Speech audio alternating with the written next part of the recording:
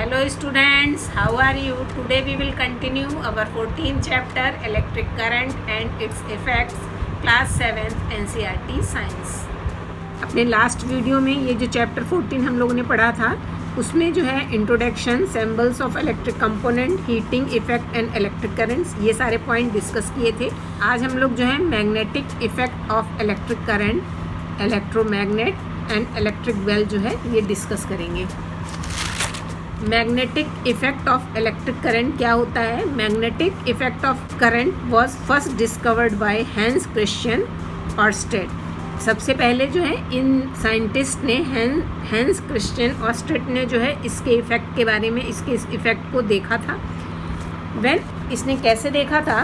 When electric current passes through a wire, जब electric current को एक वायर में जो है पास कराया जाता है, it waves like a magnet, तो जो है वो एक मैग्नेट की तरह वर्क करता है. This is the magnetic effect of electric current, और इसी को जो है magnetic effect of electric current कहते हैं. Magnetic effect of electric current जो अभी हमने डेफिनेशन बताई उसके लिए आपकी बुक में एक एक्टिविटी है 14.5, वो यहाँ पे दिखाई गई है. इसमें क्या करना है? Take a cardboard tray from inside discarded match box. Match box से सारी जो है उसकी स्टिक निकाल के हमको जो है उसकी जो है कार्डबोर्ड ट्रे को ले लेना है. Wrap electric wire a few times around the cardboard tray, और इसमें इस कार्डबोर्ड ट्रे में जो है इलेक्ट्रिक वायर को जो है कई बार जो है उसमें रैप करना है. Place a small compass needle inside it, और उसके अंदर एक जो कंपास निडल है उसको रख देना है. Now connect the free end of the wire to an electric cell through a switch as shown in figure. जैसा कि इस फिगर में दिखाया गया है, यहाँ पे ये जो है हमने कार्डबोर्ड ट्रे ली है और इसके अंदर ये जो है यहाँ कंपास रख दिया गया है, और इस ट्रे को कई बार जो है रैप करा गया है वायर से, और इस वायर को जो है एक जो है सेल से जो है वो कनेक्ट कर दिया गया है. फिर इसके पास जो है एक हम लोग मैग्नेट लाके इसका डिफ्लेक्शन देखेंगे. तो इसकी जो निडल है वो जो है इस मैग्नेट की बनी होने के कारण वो जो है मैग्नेट लाने से डिफ्लेक्ट होती है. इसके बाद मैग्नेट को जो है दूर ले जाएंगे, फिर से इसके जो इसमें जो है करंट फ्लो कराएंगे. इसका जो स्विच है ऑन पोजीशन में करके जब इसमें करंट फ्लो होने लगता है तब उस समय भी इसकी जो मैग्नेटिक निडल है उसमें हम लोगों को डिफ्लेक्शन देखने को मिलता है. इससे ये पता चलता है कि जब हम किसी भी वायर में करंट फ्लो कराते हैं तो उस आसपास उसकी जगह जो है मैग्नेटिक फील्ड जो है वो डेवलप हो जाता है. Repeat the experiment A few times, और अगर इसी एक्सपेरिमेंट को हम कई बार करके देखेंगे तब भी हमको जो है इस जो इसमें हमने मैग्नेटिक निडल रखी है इसमें हमको जो है डिफ्लेक्शन देखने को मिलता है. तो if we change the condition it affect the nature of the deflection in the needle. अगर हम इसकी कंडीशन को जो चेंज कर दें तो जो है इसकी जो निडल में जो डिफ्लेक्शन हो रहा है वो भी चेंज होता है. वो कैसे चेंज होता है?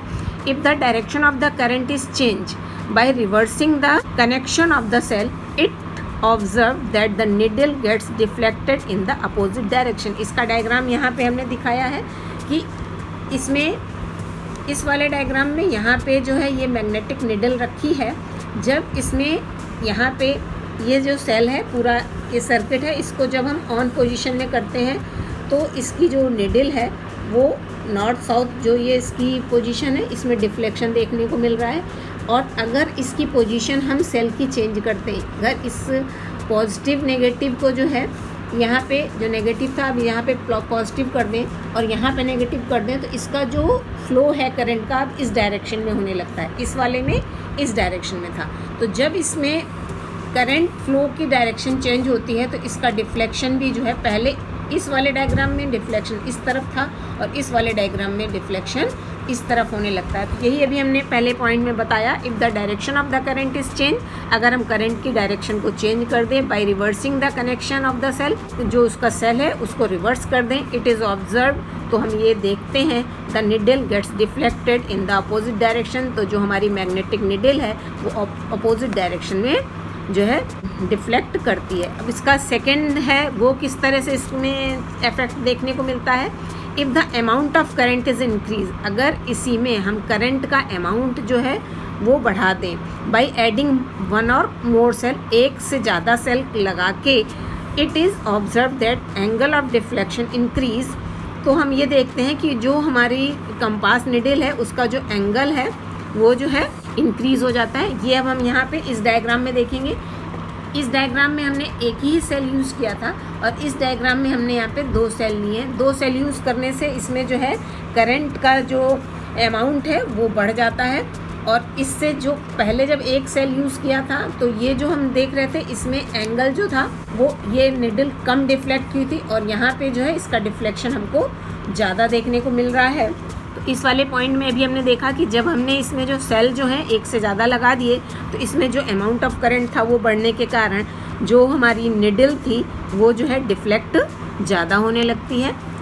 इस तरह से भी हमने magnetic effect of electric current देखा। अब हम लोग आते हैं इलेक्ट्रोमैग्नेट। इलेक्ट्रोमैग्नेट क्या है और कैसे बनता है? टेक एन आयरन नेल, एक आयरन नेल लेना है, and wrap a conducting wire around it, और उसके चारों तरफ हमको एक जो कंडक्टिंग वायर है उसको रैप करना है, और इस तरह से एक कॉइल बन जाएगा। The coil behave like a magnet when electric current flow through it, और ये जो हमने कॉइल बनाया ये एक मैग्नेट की तरह जो वर्क करेगा अगर हम इसमें जो है इलेक्ट्रिक करंट को फ्लो कराएं।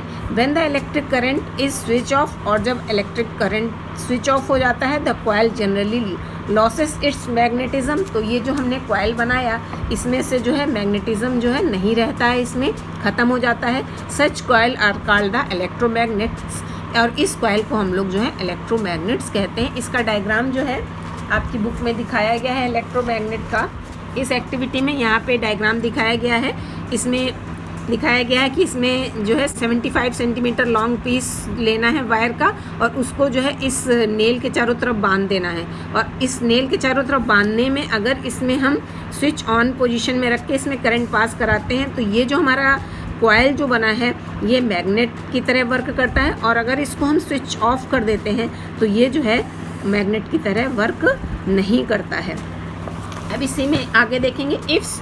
अब जिस समय हम इसमें जो है करंट ऑन पोजीशन में रखते हैं तो ये जो जब हमारा कॉइल जो है मैग्नेट बन जाता है उस समय if some pins is brought near its end, अगर कुछ पिनों को इसके हम पास में लाते हैं, it gets attracted to it, तो ये जो पिंस हैं उसकी तरफ जो है अट्रैक्ट होने लगती हैं।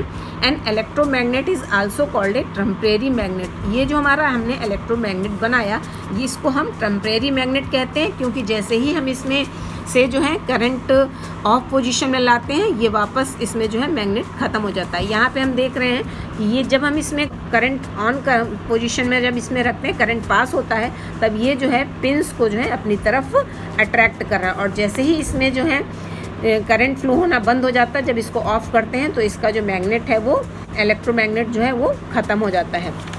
Magnet that retain its magnetic strength for a long period of time is called the permanent magnet, और अगर कोई भी मैग्नेट इस लंबे समय तक उसमें मैग्नेटिक स्ट्रेंथ रहती है तो उसको हम परमानेंट मैग्नेट कहते हैं।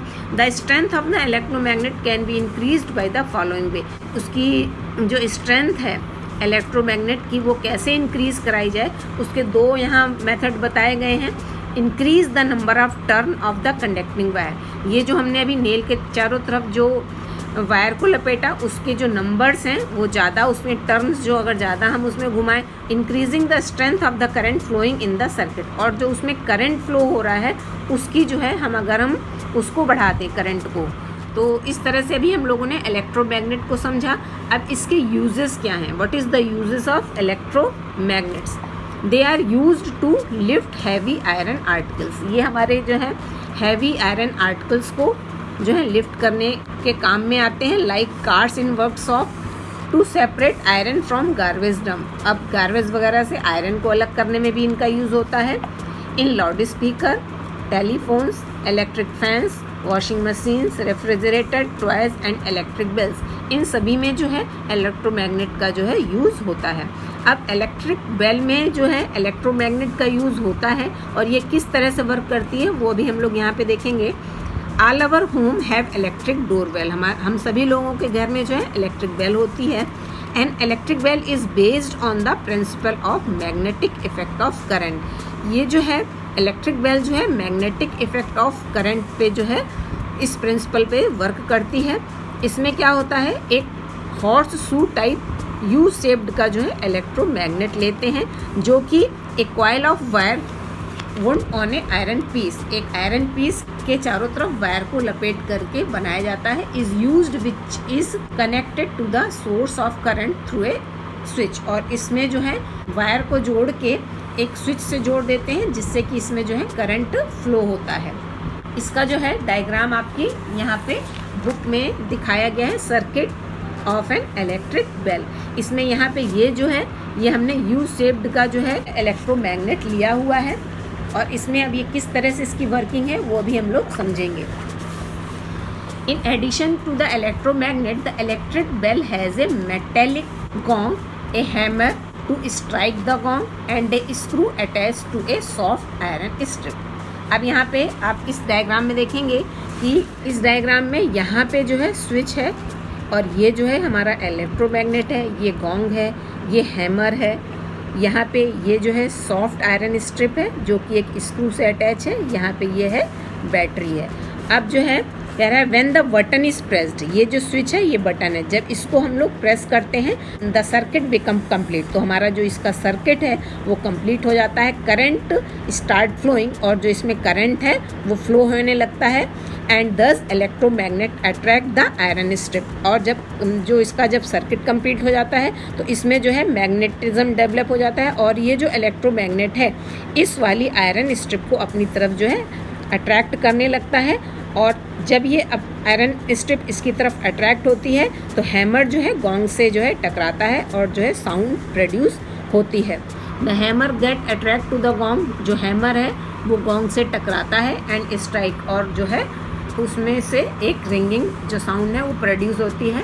At the same time the circuit get broken, और जैसे ही इसमें आवाज़ प्रोड्यूस होती है उसी समय पर जो है सर्किट जो है वो ब्रोक हो मतलब अलग हो जाता है। द करंट स्टॉप फ्लोइंग, और उसमें जो है करंट फ्लो होना बंद हो जाता है, and the electromagnets losses it's magnetism, और जो इलेक्ट्रोमैग्नेट है उसमें जो मैग्नेटिज्म है वो ख़त्म हो जाता है। The iron strip come back to its original position, iron strip जो है अपनी वापस पोजीशन पे आ जाती है, and touches the contact screw, और जो है कॉन्टैक्ट स्क्रू को टच करती है again, so that the contact is made once again, इस तरह से कॉन्टैक्ट दोबारा बन जाता है, एंड द सीक्वेंस बिगिंस, और जो हमारा सीक्वेंस है वो वापस शुरू हो जाता है।